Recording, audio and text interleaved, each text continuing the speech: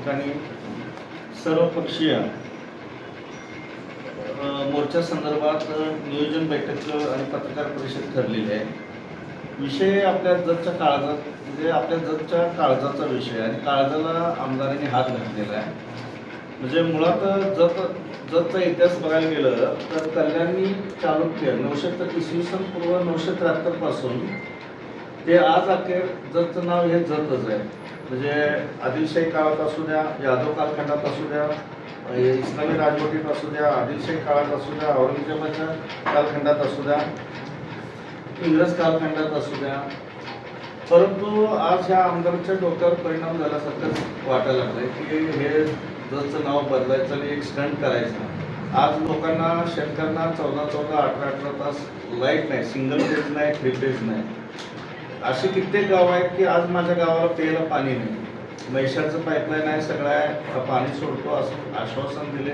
नुसते मोठमोठ्या गोष्टी गप्पा मारायच्या, स्टंट करायचे आणि लोकांना भूलभुलैया म्हणजे भूलभुलैया करण्याचा प्रकार आपल्या जत तालुक्यात चालू आहे. आज तसं बघायला गेलं तर जत आमचं स्वाभिमान आहे, जत आमचं म्हणजे आत्मा आहे आणि ह्या आत्म्यावरतीच आमच्या घाव टाकण्याचा प्रयत्न या आमदारांनी चालू केलेला आहे. या जतच्या भूमीमध्ये आम्ही निवडून आम्ही त्यांच्याबरोबर होतो, परंतु काही गोष्टींमुळं आम्ही तिथून बाहेर पडलो. परंतु आज कुठंतरी हे येण्यासारखा हा आमदार करायला लागला, म्हणजे डोक्यावर परिणाम झाल्यासारखं. म्हणजे जतचं जगाच्या इतिहासामध्ये जत हे नाव एकच आहे. तुम्ही तासगाव 6 बघायला मिळतील, कवठेमंकाळ 9 बघायला मिळतील. इथं विभाजनाचा विषय आहे, पाण्याचा विषय आहे. हे विषय सोडून जतला भरकटायचा आमदाराचा प्रयत्न आहे, तो त्यांनी बंद करावा. आणि आम्ही सर्वपक्षीय येत्या 9 तारखेला मोठ्या संख्येनं आम्ही उपस्थित राहणार आहे. जतचं नाव बदलू नये म्हणून. आणि सगळ्या जतकरांना नम्र विनंती आहे की जतमधल्या युवकांनी युवतींनी सगळ्यांनी सहभाग घ्यावा आणि या आंदोलनास पाठिंबा द्यावा. जतचे विद्यमान आमदार हे जतला देवभूमी असं करण्याचा प्रयत्न चालू आहे. वास्तविक पाहता इथल्या जनतेला किंवा सर्वपक्षीय नेत्यांना ही त्यांची मागणी अवास्तव आणि अवाजवी वाटते. त्याच्यावर कोणाचंही मत नाही की ती देवभूमी व्हावी असं. सगळ्यांनी ह्या भूमिकेला विरोध दर्शवलेला आहे. म्हणून मोठ्या प्रमाणामध्ये आज इथं सर्व पक्षाचे नेते मंडळी अधिक पत्रकार तुम्ही उपस्थित झालेले आहेत. ह्या त्यांच्या मागणीच्या पाठपुराव्याला आमचा कडक विरोध आहे. जी मागणीच नाही त्या मागणीपेक्षा तुम्ही जे विधानसभेच्या आश्वासन दिलेलं आहे ते आश्वासन आधी पूर्ण करा. उमदीसारख्या ठिकाणी तुम्ही काय ते MIDC 1000 एकराची MIDC 2000 लोकांना काम देतो असं म्हणला, ते काय तुम्ही अजून केलेलंच नाही. म्हणजे अशा अनेक गोष्टी तुम्ही केलेल्या आहे, त्या गोष्टीवर तुमचं कुठलंही वाक्य नाही. आणि जी लोकांमध्ये मागणी नाही ते लोकांना विचलित करण्याचं काम चालू आहे. प्रत्येक ठिकाणी देवाधर्मात जायचं, ब वर्ग दर्जा तुम्हाला देतो म्हणून सांगायचं. म्हणजे ज्या लोकांच्या मागण्या नसतात त्या लोकांचं मत परिवर्तन विचलित करण्याचं काम हे आमचे गोपीचंद पडळकर करतात. नावच बदलायचं असेल, खरसुंडी एवढी मोठी यात्रा भरती तिथं तुमच्या आटपाडीला, त्याचं नाव ठेवा ना तुम्ही देवाभूमी म्हणून. मी आज या भारत देशामध्ये फक्त वाराणसीला तेवढं देवाभूमी म्हणलं जाते, प्रयागराज वाराणसी. बाकी कुठल्याही आपल्या भारत देशामध्ये देवभूमी कुठल्याही जिल्ह्याला किंवा कुठल्याही गावाला बोललं जात नाही. त्यामुळं आमच्या छोट्याशा तालुक्याला इथं कुठलंही तसं महत्त्वाचं ठिकाण असताना शेजारी पंढरपूर आहे, ते देवभूमी होऊ शकले आहे.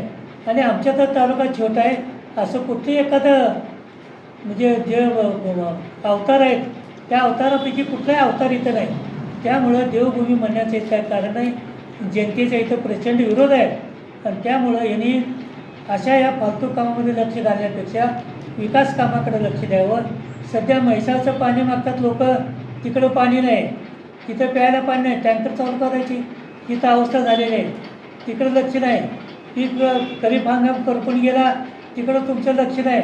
येत आहे फक्त कुठंतरी जायचं, लग्नाला जायचं आणि त्याचं फोटो सेशन करायचं, आणखीन कुठं मैताला जायचं त्याचं फोटो सेशन करायचं. फोटो सेशनमध्येच तुमचं काळ चाललेलं आहे. विकासाचं काय ते तुम्ही केला पाहिजे. रस्त्याचे एवढं प्रचंड इथं खड्डे पडलेत, रस्ते चांगले झाले, रस्त्याला बजेटमध्ये पैशाची तरतूद नाही. झालेले रस्ते, जलशिवाची कामं, जलजीवन मिशनची कामं, कोट्यावधी रुपये इथं शिल्लक म्हणजे त्यांचे बिलं द्यायचे आहेत. त्या बिलाकडं तुमचं लक्ष नाही. नवीन कामं काढायची, त्याची टक्केवारी जोरात वसूल करायची आणि काम सुरू करायचं, नाटक करायचं. ह्या जनतेच्या कुठल्याही मागण्या नाही.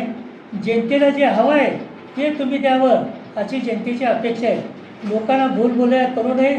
आपली कारकीर्द आता 1.5 वर्ष झाली की त्यांची 1.5 वर्षाची कारकीर्द झाली. 1.5 वर्षामध्ये तुम्ही एखादं ठोस असं जगचं काम काय केलं आहे ते एकदा आमच्या जनतेला दाखवा तुम्ही, की बाबा मी हे काम केलं आहे. आमची जुनीच कामं तुम्ही रेटायला लागला अजूनही तिथं. तुम्ही स्वतःचं एक तरी काम, 100-200 कोटीचं मी आणलं आहे ते चालू केलं आहे असं एक तरी काम त्यांनी दाखवावं आणि जनतेला तुम्ही विश्वासाला पात्र हो. लोकांना असं वाटू लागलं आहे कार्यकर्त्याला आम्ही यांना निवडून देऊन फसलो अशी कार्यकर्त्याची भावना झालेली आहे. कुणाचाही फोन उचलत नाही त्यांनी, कुणालाही बोलत नाहीत. त्यांनी काय प्यादी ठेवले तिथं, अधिक आटपाडीची काय प्यादी आहे तिथं, त्यांच्यामार्फत ज्याचा फोन जाते तेवढाच फोन उचलायचा आणि ही प्यादी टक्केवारी वसूल करण्यापेक्षा इतर कुठलंही काम करत नाही. सगळीकडं कुठलाही कॉन्टॅक्ट असो काही असो पहिल्यांदा टक्केवारी असते. त्यांचा मध्यस्थ माणूस बोलतो आहे तिथं. असे ते ग्रामसेवक कोण तर आला आहे त्याला PA ची ऑर्डर काढली त्यांनी. कुठल्या आधारे काढली PA ची ऑर्डर त्यांनी? हे ग्रामसेवक PA आपण निवडायचं आहे तिथं. सरकारी नेमणूकची गरज आहे ना. आमच्याकडे PA होतीच की, पण आम्ही तिथे काही ते जजचे PA केले. शेने आटपाडीचा PA स्वतःचा, आटपाडीचा ग्रामसेवक स्वतःचा PA म्हणून नाव लावलेलं आहे. वास्तविक पाहता शासनाने याला मान्यता द्यायला नको पाहिजे. तर आता त्या ग्रामसेवकचा पगार कोण काढते? जर सरकार काढत असेल तर चुकीचं आहे ना. ते PA ठेवायचं असेल तर ते PAचा वेगळा पगार मिळतो. त्या पगारात त्यांनी PA ठेवायला पाहिजे. तसं न करता म्हणजे आपल्याच बगल बच्च्यांना त्यांनी इथं PA म्हणून ठेवले. वसुलीला सुद्धा त्यांनी आपलेच बगल बच्चे ठेवले. जे काय इथे कामं निघतात शासकीय ती सगळी कामं त्यांच्या आटपाडीच्या लोकांना देण्याचं इथं काम चालू आहे. आणि जे एखादं काम जर आपल्या तालुक्याच्या लोकांना मिळालं त्याचीसुद्धा वसुली अगोदर दिल्याशिवाय त्याचं काम होत नाही. ही सध्याची वस्तुस्थिती आहे. त्यामुळे लोकांच्या मनामध्ये ह्या आमदारच्याबद्दल सध्या भावना बरोबर नाही. परंतु अजून 3 वर्ष यांचा काल असल्यामुळं लोक बोलायला धजायला लागले. परंतु लोकांमध्ये आणि कार्यकर्त्यामध्ये सर्व पक्षाच्या नेत्यामध्ये प्रचंड संतोष आहे. त्याचा उद्रेक येत्या निवडणुकीला होईल. आज याची निवडणूक चालू आहे, जिल्हा मध्यवर्ती बँकेची निवडणूक चालू आहे. त्यांच्याकडे फोटो आहे बघा. दादा बाउन्सर त्या 35 बाउन्सर त्या बेवनूरच्या ठिकाणी मत घ्यायसाठी त्यांनी ठराव घेण्यासाठी आलेले. प्रत्येक ठिकाणी दादागिरी आहे. तुम्ही लोकशाही मार्गाने निवडणूक जिंकणार. एक दादागिरी आणि दुसरं पैशाचं वाटप आणि सत्तेचं त्याला मुलामा देणं. ह्याच्याशिवाय विकासात्मक तुम्ही काही बोलत नाही. हे आमच्या जनतेचं दुर्दैव आहे आणि हे जनतेला आणि कार्यकर्त्याला समजून आलं आहे. त्यामुळे सर्व पक्षीय नेत्यांनी या ठिकाणी ठरवलं आहे की त्यांच्या ह्या अशा चुकीच्या कामाला प्रखर विरोध करायचा आणि एकजुटीनं याला ताकदीने त्यांना विरोध करण्याचं काम आम्ही सगळ्यांनी करायचं ठरवलं आहे. आणि जजचं नाव पुसून टाकण्याचा प्रयत्न या निमित्तानं ते करत आहेत. ते पुसून टाकण्याचं नाव जत राहण्यासाठी येत्या 9 तारखेला 9 ऑगस्ट क्रांती दिनाच्या निमित्तानं आणि संबंध जतमधल्या तमाम नागरिकांच्या मागणीप्रमाणे जतचं नाव हे जतच असावं यासाठी एक दिवसीय आंदोलन पुकारलेलं आहे. आणि या निमित्तानं आपल्या सगळ्यांच्या पत्रकारांच्या माध्यमातून मी या ठिकाणी जत तालुक्यातील तमाम जनतेला या ठिकाणी आवाहन करतो की त्यांनी या आंदोलनाला मोठ्या प्रमाणावर यावं आणि आपला विरोध दर्शवावा. खरं तर विद्यमान आमदारांनी मुख्यमंत्री देवेंद्र फडणवीस यांना खुश करण्यासाठी हे जतचं देवभूमी करण्याचा जो घाट घातलेला आहे. खरं तर आत्तापर्यंत ज्या पद्धतीनं जत तालुका हा भौगोलिकदृष्ट्या मोठा तालुका आणि या जत तालुक्यातील ज्यांना इतिहास आणि भूगोल काहीच माहिती नाही अशाने आमच्या जतचा नाव पुसण्याचं काम करतायत त्यांना आमचा प्रखर विरोध राहणार आहे. आज या ठिकाणी आम्ही सर्वपक्षीय या येणाऱ्या 9 तारखेला आंदोलन करत आहोत. आज जत तालुक्यात विविध प्रश्न अजून सुद्धा मूलभूत प्रश्न सुद्धा या ठिकाणी पूर्ण जनतेची झाली पाहिजे. त्याच्यासाठी धोरणात्मक निर्णय आज या विधिमंडळाच्या माध्यमातून करणं अपेक्षित आहे. पण प्रत्येक वेळेस हे विद्यमान आमदार आमच्या सर्वसामान्य जतकरांना वेगवेगळ्या पद्धतीची दिशाभूल करणारी आज आश्वासनं या निमित्तानं देत आहेत आणि दिशाभूल करून या आमच्या सर्वसामान्य जनतेला फसवत आहेत.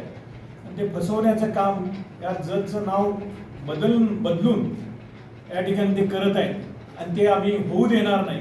कारण जतला एक इतिहास आहे, जवळजवळ नाही म्हटलं तर 100 ते 125 वर्षाचा इतिहास आहे आणि त्या इतिहास आज त्यांनी जाणून घ्यावा आणि मगच ती योग्य ती जर कारवाई केली तर या निमित्तानं आम्ही विकासात्मक जे जतच्या बाबतीत आहे त्या बाबतीत या विद्यमान आमदारांच्या बरोबर आहोत. पण चुकीचं काय होत असेल तर या निमित्तानं आम्ही प्रखर त्यांना विरोध करून जशास तसं उत्तर देऊ.